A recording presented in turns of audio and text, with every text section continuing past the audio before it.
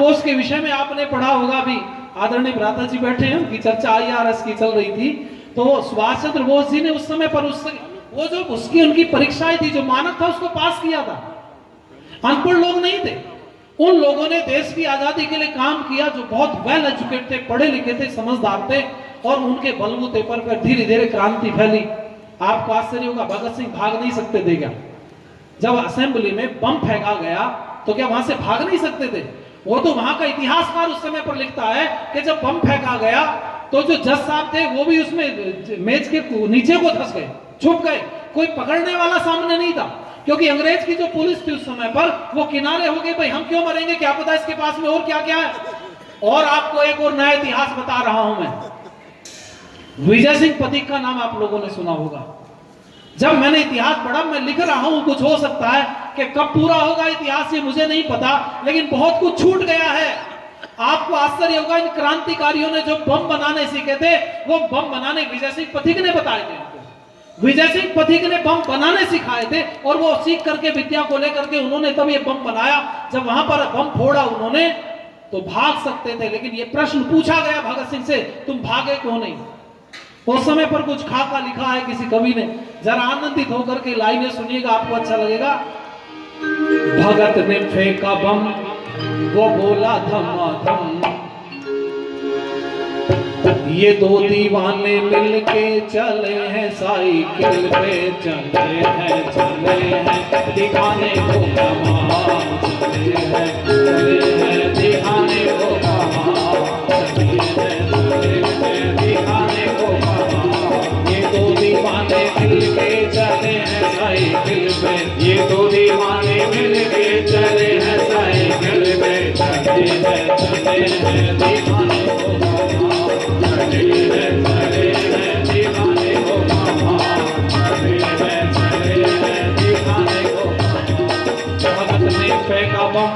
वो बोला धमाधम, भगत ने फेंका बम, वो बोला धमाधम, चले हैं चले हैं चले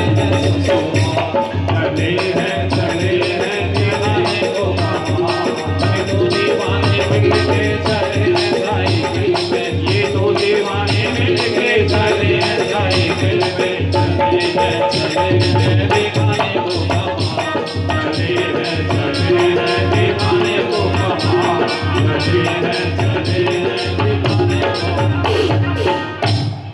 भाग सकते थे। प्रश्न पूछा कि तुम भागे क्यों नहीं, तो उन्होंने एक उत्तर दिया, उन्होंने कहा अगर हम भाग जाते यहाँ से तो भागना तो आसान था, लेकिन भागने के बाद में कुछ रिजल्ट तो निकल करके आना नहीं था, परिणाम कुछ नहीं निकलना था, क्योंकि घोषित हो जाते। आज भी आप देखो, क्रांति करने वाला व्यक्ति, अभी भी आप देखते हैं देश में बहुत आंदोलन हो जाते हैं, सड़कों पर कहीं भी आंदोलन हो जाता है, हमारे सुरक्षा कर्मी रात दिन परेशान है उस सब चीज को मैनेज करने में, लेकिन जब सुरक्षा भारी पड़ती है तो कोई अपनी दरी चादर उठा के भाग जाते हैं। और जब वो भाग गए एक बार तो भगोड़े घोषित हो गए, फिर उनके साथ में कोई मिलता है क्या? बोलो, दोबारा आंदोलन करने जाए कोई साथ खड़ा हुआ क्या? भगत सिंह को इस बात का खतरा था, उन्होंने कहा अगर हम भाग जाते उस समय पर तो देश की क्रांति में आगे बढ़ने के लिए कोई नौजवान कदम नहीं बढ़ाता। हमने जो उस समय पर बम फेंका वो पहली सरकार हो गई थी, उसके कान खोलने के लिए फेंका और जान पूछ करके बलिदान दिया। वो कहते हैं कि हमें पता था इसका परिणाम फांसी होगा और कुछ नहीं है, क्योंकि आपने देख लिया, उससे पहला का इतिहास आपने पढ़ा, काला आम, आप पढ़ो, काले आम पर जीवित लोग टांगे थे अंग्रेज ने, जिंदे लोगों को पैर पर बांध करके यूं उल्टा टांग दिया, नीचे आग जला दी, क्या स्थिति रही होगी। मैंने पिछले दिनों भी मैं लाइव आया था, मैंने एक बात कही थी, मैंने कहा जब बलिदान होता है तो बलिदान होने के बाद में कभी भी क्रांति खत्म नहीं होती, नष्ट नहीं होती। जो लोग ये सोचते हैं कि बलिदान होने के बाद में किसी को मार दिया जाएगा, क्रांति खत्म हो जाएगी, तो जैसे ही किसी का बलिदान होता है क्रिया प्रतिक्रिया का नियम लागू हो जाता है, उतनी तेजी से क्रांति फैलती है, ये नियम है। आप ये देखो, अगर क्रांति को खत्म करना है तो उनकी बात मान लीजिए, बात खत्म हो गई है। जो क्रांति करने वाले लोग, उनकी बात मान लीजिए, आगे कोई क्रांति करने वाला पैदा नहीं होगा।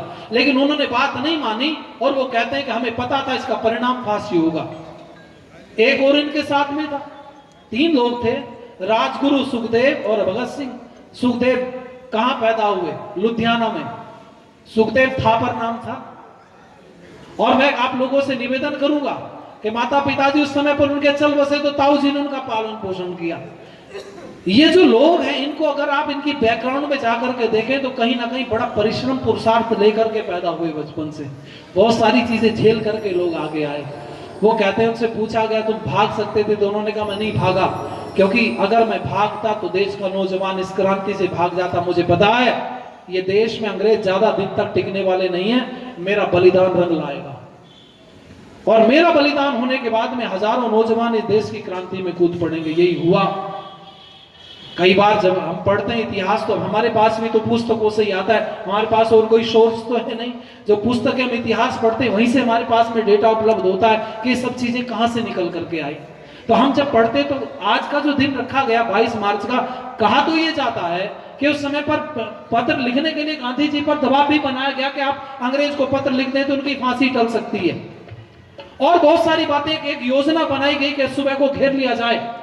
लोग तो ये कहते हैं कि 22 तारीख को ही रात्रि को फांसी दे दी गई थी, और वो कहते हैं उस शव को तेल छिड़क करके आग जला दी गई थी। कितना इसमें सच है मुझे नहीं पता, लेकिन हाँ इतना जरूर है भगत सिंह की उस समय पर फांसी देने के बाद में अंग्रेज के हाथ और पैर दोनों कांप गए थे और उसका टिकना मुश्किल हो गया। आपको जानकारी के लिए बताऊंगा, 1947 में देश आजाद हुआ, तब तक अंग्रेज का सब कुछ खत्म हो चुका था। धीरे धीरे उसने उनको फांसी दी और उसके बाद पैकअप शुरू हो गया उनका देश से, वो जाने लगे। धीरे धीरे उन्होंने सारी व्यवस्था समेटनी शुरू कर दी, उसको समेटने में वर्षों लगा और वो तो यहाँ से चले गए। पर मैं आप लोगों से कहना चाहूंगा, ये जो बलिदान हुआ है ये किस लिए हुआ? बलिदान राष्ट्र और संस्कृति को बचाने के लिए। आज बलिदान हो गया, 7,32,977 लोग बलिदान हुए अंग्रेज के गजट में। हमारे गजट में अगर पूछोगे तो पूरे पूरे गांव उड़ाए गए हैं, तो उनकी कहीं काउंटिंग कोई गिनती नहीं है। पर मैं आपसे कहूंगा, चलो 7 लाख हमने मान लिए, दुनिया की सबसे बड़ी क्रांति है। अब दक्षिण अफ्रीका में 250 साल तक क्रांति चली, कितने लोग बलिदान हुए अंगुलियों पर गिनने वाले। और भारत के लिए लड़ाई 1857 में शुरू हुई, 1947 तक, अर्थात 90 साल लड़ाई चली।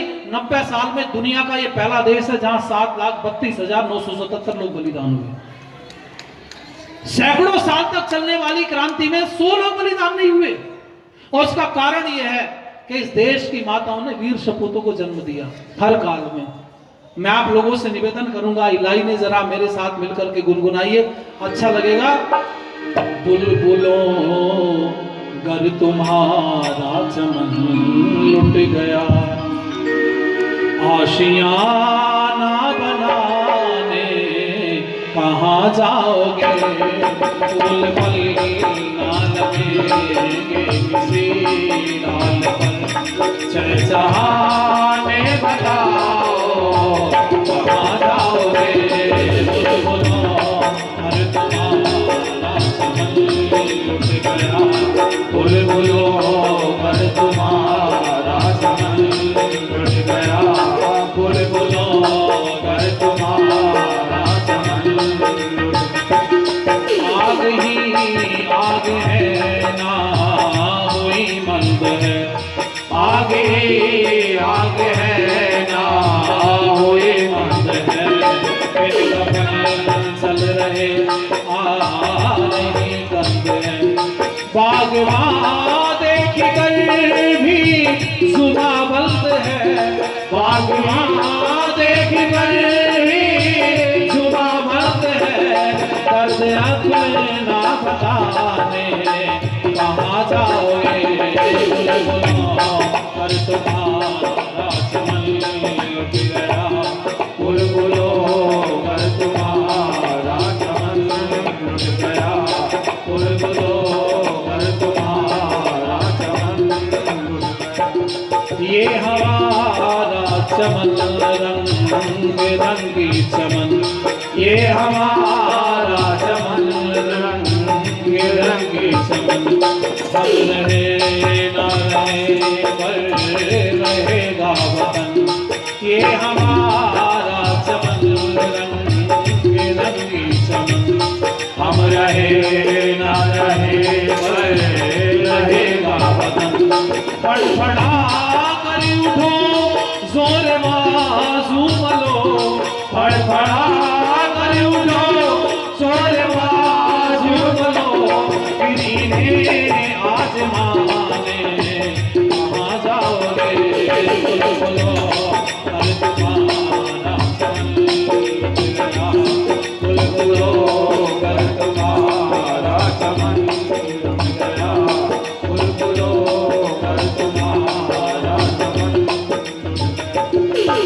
बात बिगड़ी नहीं है बिगड़ जाएगी, बात बिगड़ी नहीं है बिगड़ जाएगी, तुम संभालो अगर तो संभल जाएगी, बात बिगड़ी नहीं है बिगड़ जाएगी, तुम संभालो अगर तो संभल जाएगी।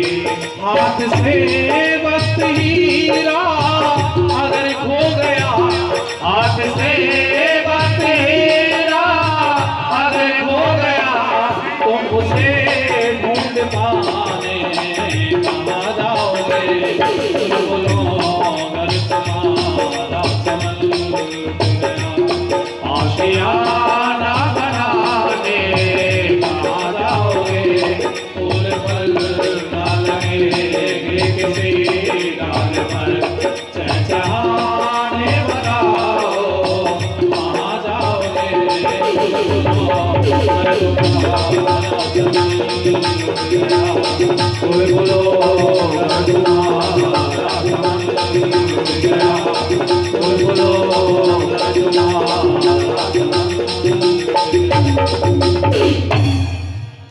वो क्रांति कभी समाप्त नहीं होती। दुनिया में जिस देश को जीवित रहना है उसको अपने सीमावर्ती देशों से लड़ना पड़ेगा, ये नियम है। नहीं लड़ोगे तो लड़ने के लिए उकसाया जाएगा, और अगर आप उकसावे पर भी नहीं उठे तो फिर तुम्हारी कहानी खत्म हो जाएगी। जैसे चंद्रगुप्त ने तो बनाया था खंड भारत, और उसके पोते ने सम्राट अशोक ने खंड खंड कर दिया। ये स्थितियां निरंतर परिवर्तन होती रहती हैं। हमें अगर अपने आप को सुरक्षित रखना है तो क्रांति को अंगीकार करना पड़ेगा। मैं बैठते ही एक बात बोल रहा था, मैंने कहा भारत को वीरों की जरूरत है, वीर चाहिए हमें। अगर वीर नहीं होंगे तो फौज में कौन जाएगा, सुरक्षा की व्यवस्था कौन करेगा। ध्यान देना, 4 व्यवस्थाएं हैं, ब्राह्मण क्षत्रिय वैश्य शूद्र। ये मेरा शरीर भी ब्राह्मण क्षत्रिय वैश्य शूद्र है। ये मेरा सर ब्राह्मण है, ये आज्ञा देता है पर काम नहीं करता है। ये हाथ मेरे रक्षा करने का काम करते हैं पर इनके पास में आज्ञा नहीं है। और ध्यान देना, ये मेरा पेट है, ये धारण करता है पर लड़ नहीं सकता है। ये पैर मेरे चल सकते हैं पर रक्षा नहीं कर सकते। ध्यान दीजिएगा, ये चारों का अपना कर्तव्य अलग है।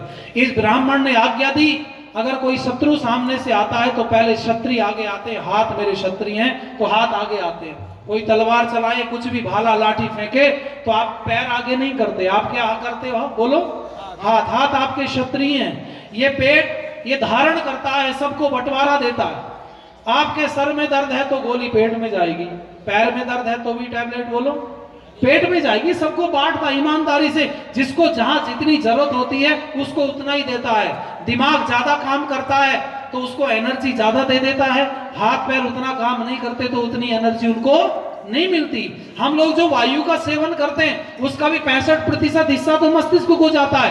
तो पता चला ब्राह्मण क्षत्रिय वैश्य शूद्र, ये चारों व्यवस्थाओं से मेरा शरीर चलता है। इनमें से एक व्यवस्था अगर बिगड़ जाएगी तो शरीर नहीं चलेगा। ऐसे ही व्यवस्था अगर समाज से बिगड़ जाएगी तो समाज नहीं चलेगा। मैं चारों की चर्चा नहीं करूंगा पर मैं क्षत्रिय की जरूर करूंगा, जिसके लिए हम लोग आज बैठ करके चर्चा कर रहे हैं। क्षत्रिय कौन होता है? क्षत्रिय जन्मजात नहीं होता है। हमारे यहाँ पर तो बोला जाता है जन्म ना जायते शूद्रः संस्कारात् द्विजुच्यते। जन्म से हर व्यक्ति शूद्र है, कर्म से वो महान होता है। उसका जो डिवाइडेशन है, बंटवारा है, वो कर्म के आधार पर होता है। अब क्षत्रिय हमें बलवान चाहिए, वो बलवान क्षत्रिय चाहिए जो समस्या का समाधान कर सके। आप सोचो, हर जगह पर तो सुरक्षा नहीं हो सकती, हर जगह तो सुरक्षा कर्मी नहीं हो सकते। भारत के अंदर एक सीमित व्यवस्था है, लेकिन किसी की बहन बेटी अगर जा रही हो रास्ते से और वहां अत्याचार होने लगे तो रोकने का काम किसको करना चाहिए, बोलो? ब्राह्मण को रोकना चाहिए, वैश्य को रोकना चाहिए, शूद्र को रोकना चाहिए। कौन रोकेगा, बोलो?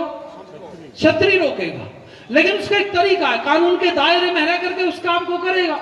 मैं आप लोगों से यही कहना चाहता हूं कि जो हमारे देश का जो छात्र धर्म है वो बिगड़ रहा है। वैश्य बढ़िया है देश का, क्योंकि व्यापार में हम खूब आगे हुए, हमने बहुत कुछ हासिल किया। ये ब्राह्मण राज भी हमारे देश का ठीक है, डायरेक्शन ठीक चल रही है। और शूद्र अर्थात जो सबको ठो करके चल रहा है, साथ में मेरे पैर अर्थात वो समाज का वो वर्ग जो बैलेंस बनाता वो भी ठीक है। आज बिगड़ा कौन है, बोलो? क्षत्रिय। हाथ में छतरी का डंडा रहेगा, छतरी टूट चुकी है, स्थिति बिगड़ रही है। मैं आप लोगों से ये निवेदन करना चाहता हूं कि जो क्रांति उस समय पर थी, आज वो बलिदान लेने देने की बात तो नहीं है, पर समाज के अंदर अगर अत्याचार होता, अनाचार होता तो उसको तो रोकना पड़ेगा।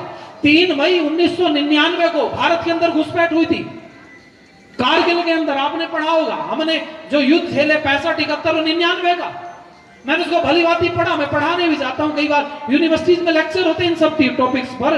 3 मई को घुसपैठ की जाती है भारत में कारगिल क्षेत्र में, और उस घुसपैठ को ये जानने के लिए, ये पता करने के लिए कि वास्तव में पाकिस्तान के सैनिकों ने घुसपैठ की है, कितने दिन लगे हमें? 14 दिन लगे। 17 मई को पता चल पाया इस बात का कि हाँ वास्तव में मोहर लगी दिल्ली में कि हाँ पाकिस्तान ने घुसपैठ कर दी है। और 17 मई को जब पता चला तब, और उसमें हमें 7 दिन लगे ये निर्णय करने के लिए कि या तो पाकिस्तान अपने सैनिक पीछे हटा ले या फिर हम उसके लड़ने के लिए तैयार हो जाएं। तब अटल जी ने दिल्ली से घोषणा की 24 तारीख को, 24 मई को उन्होंने कहा कि युद्ध होना चाहिए। और तब उन्होंने दिल्ली से घोषणा की थी। उस समय पर उन्होंने कुछ कविता, चूंकि अटल जी की कविताएं बड़ी चर्चित रही हैं, उन्होंने उस समय पर उसका प्रसारण रेडियो पर भी हुआ, वो खासकर देश के सैनिकों को सुनवाया गया। उसका परिणाम भी निकल करके आया। अटल जी ने उस समय पर लिखा, अरे भारत माँ के वीर जवानों, माँ का कर चुका देना, कटे फटे इस मानचित्र को अब के ठीक बना देना, पट्टा साहब से मिलने को ननकाना बेचैन खड़ा, अब के तिरंगा रावलपिंडी में धंस कर फहरा देना। और उसके आगे लिखा था, अटक कटक से सिंधु नदी तक सब कुछ हमको प्यारा है, काश्मीर मत मांगो ये कह दो पाकिस्तान हमारा है। और आपको आश्चर्य होगा, कारगिल का युद्ध थोड़े से दिन में सिमट गया। अभी लगी है ना, दुनिया में लड़ाई लड़ रहे हैं। रूस को कितने दिन हो गए साथ में, यूक्रेन के साथ उलझे हुए। मैं डॉक्टर साहब से कह रहा था, मैंने कहा आर्टिफिशियल युद्ध चल रहा है। रूस और यूक्रेन की जो लड़ाई है आर्टिफिशियल है। अब ये तब तक लड़ेंगे जब तक तीसरा विश्व युद्ध नहीं होगा, मेरी घोषणा याद रख लेना। मैं इस मंच से बैठ करके जा रहा हूं, इनका समझौता तब होगा जब तीसरा विश्व युद्ध, क्योंकि दोनों खत्म हो चुके हैं लड़ते लड़ते। अब उनको लगता है अगर बराबर आना है तो उतना विकास तो कर नहीं पाएंगे इनके बराबर बैठे, इसलिए ज्यादा बढ़िया तरीका है कि ये भी लड़ने चाहिए। आप लोगों ने कहानी सुनी है कि आग लगी एक जगह पर, तो उसने कहा कि अल्लाह परे ही परे, अल्लाह परे ही परे, मतलब जब आग आई तो इधर को ना आए। वो एक कहानी, कहावत है गांव की।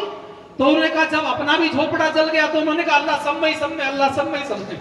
मतलब अगर मैं जला हूं तो मेरे साथ साथ ये पूरे गांव में, बस्ती में आग लगनी चाहिए। ये जो दुनिया के जो देश इस समय पर ताक रहे हैं वो इसी ताक में है। दुनिया में अमेरिका उलझ गया, इसका निकलना मुश्किल है, याद रखना मेरी बात। रसिया पहले से उलझा हुआ है, चाइना बड़ा सातिर है, ये युद्ध नहीं करेगा, मेरी बात याद रखना। ना चीन युद्ध करेगा, और भारत को भी अगर सिर पड़ी तो बचानी पड़ेगी। हालांकि हम बचेंगे इस सब चीज से। और मैं आपसे कहूंगा, दुनिया में इस समय पर यही 2 महाशक्ति उभर करके आएंगी। दुनिया में ताकत होगी भारत की और पैसा होगा चीन का, याद रखना मेरी बात। क्योंकि चाइना ने धीरे धीरे उस तरफ अपने आप को मजबूत कर लिया है, और भारत आज युद्ध से बच करके, वो जो एक किनारे पर हम लोग बैठे, जो हमारी डिप्लोमेसी, बहुत सारी चीजें, आपको बहुत ज्यादा चिंता करने की जरूरत नहीं है। सरकार की तरफ से हाहाकार नहीं करें आप लोग, आप बैठ करके अपने दायरे को संभालें कि भारत कहीं गृह युद्ध में ना चला जाए। आपस में जो समस्याएं आसपास की हैं, वैचारिक आंदोलन जो चल रहा है, उसको ठीक दिशा दशा देने की आवश्यकता है। मैंने लिखा था, कुछ करना है तो डट कर चल, थोड़ा दुनिया से हट कर चल, इस लीग पर तो सभी चल लेते, तू इतिहास बदल कर चल। संचालक महोदय का कुछ 5 मिनट में बीच में चाहूंगा, मेरे साथ हमारे कुछ अतिथि जा रहे हैं और उनका इतना बड़ा योगदान, मैं सिर्फ 3 मिनट लूंगा और आपसे कहूंगा, हम समय की तरफ बढ़ रहे हैं, 1-2 ऐसे गीत सुना दो जो ये आए हुए आज देशभक्ति में झूम जाए। तो मैं निवेदन करूंगा, मेरे जो श्री अंकुर जैन जी, श्री अंकित गर्ग जी और वेद प्रकाश जी, 51,000 रुपए इन्होंने आज घोषणा की है आर्य समाज पलवल शहर को देने की। हम इनका दिल की गहराइयों से स्वागत करते हैं, और वो आए और उनका पट्टी का स्मृति चिन्ह देकर स्वागत करें।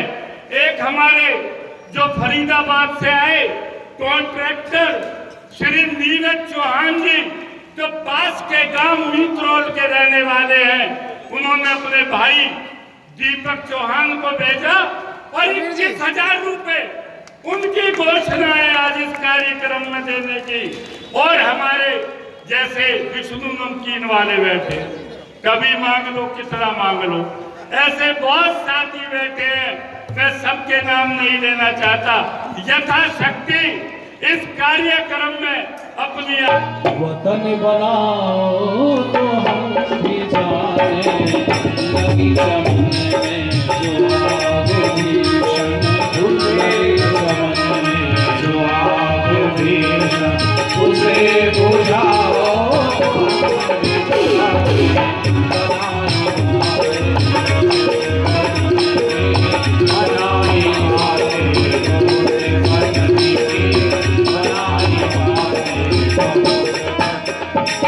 विदेशियों को झुका झुका सर जो सर कहाए तो क्या कहाए। विदेशियों को झुका झुका सर जो सर कहाए तो क्या कहाए। जो सर कहाए तो क्या कहाए।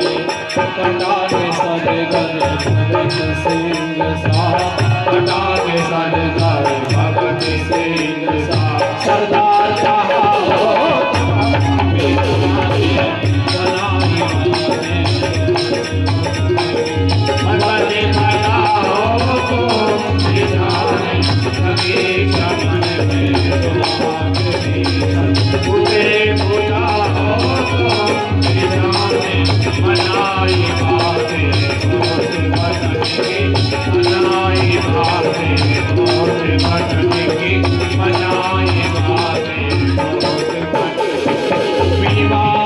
उत्सव में नाच रंग में जो धन लुटाया तो क्या लुटाया।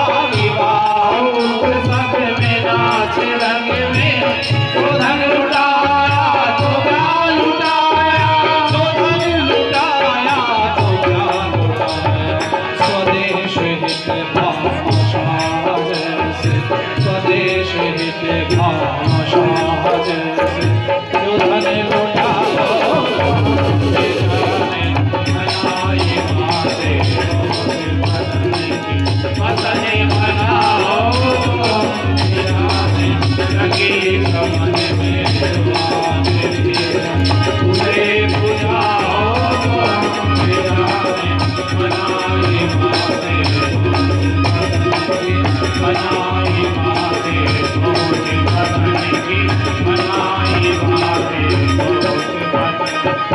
किसी की करके खुशामदी कर जो हलवा खाया तो भी क्या खाया। किसी की करके खुशामदी कर जो हलवा खाया तो भी क्या खाया। जो हलवा खाया तो भी क्या खाया। ऋषि दयानंद से सत्य बता ऋषि दयानंद से सत्य बता जो जहर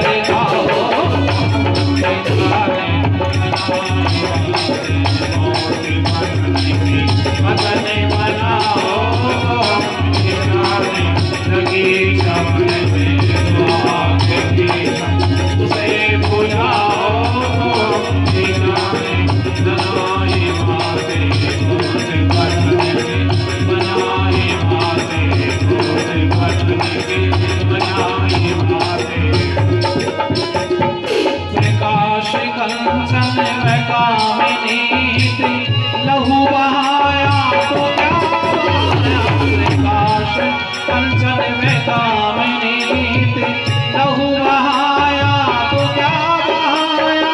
लहू बहाया तो क्या बहाया। समर में भारत के सैनिकों समर में भारत के सैनिकों लहू बहाया।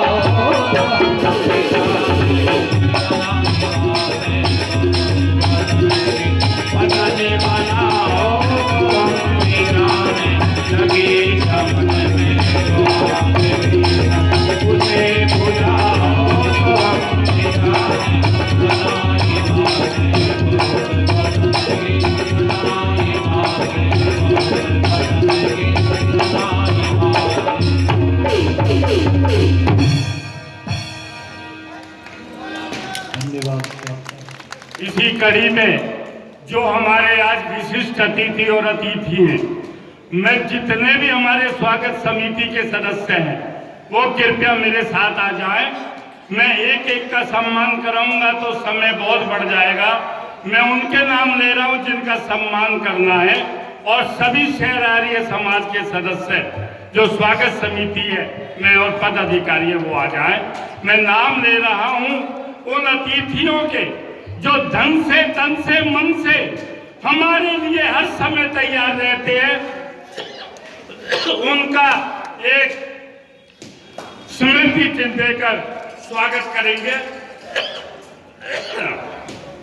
मैं जो भी यहाँ बैठे हो कृपया आ जाए। श्री जितेंद्र भाई जी पार्षद पति हैं।